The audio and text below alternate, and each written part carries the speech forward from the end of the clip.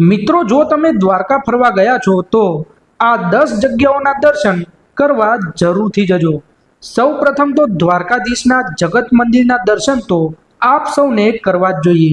બીજા નંબર પર છે બેટ દ્વારકા, કે જ્યાં ભગવાન શ્રી કૃષ્ણ પોતાના યાદવ કુળ સાથે રહેતા હતા અને અહીં તેમનું એક મંદિર પણ આવેલું છે। અને બેટ દ્વારકામાં જ હનુમાનજીના પુત્ર મકરધ્વજનું પણ મંદિર આવેલું છે।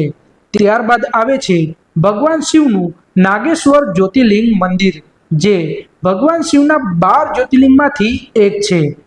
ત્યારબાદ શિવરાજપુર બીચમાં તો તમારે જવું જ જોઈએ, જે ફરવા માટે સારું એવું સ્થળ છે। ત્યારબાદ ગોપી તળાવ નામની જગ્યા ધાર્મિક દ્રષ્ટિએ મહત્વની છે। અહીં અર્જુન લૂંટાયો હતો।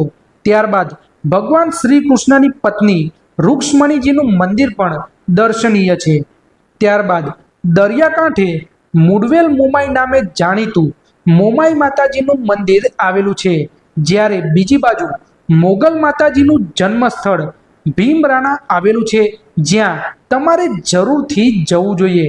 આ સૂચિમાં છેલ્લું સ્થાન છે દ્વારકા મંદિરની બાજુમાં અને દરિયાના કાંઠે આવેલું 1000 વર્ષ કરતાં પણ જૂનું મંદિર ભડકેશ્વર મહાદેવ મંદિર, જેમના દર્શન તમારે અચૂક કરવા જોઈએ। તો હવે પછી તમે જ્યારે પણ દ્વારકા જાઓ તો આ 10 જગ્યાઓને ફરવાનું ભૂલતા નહીં।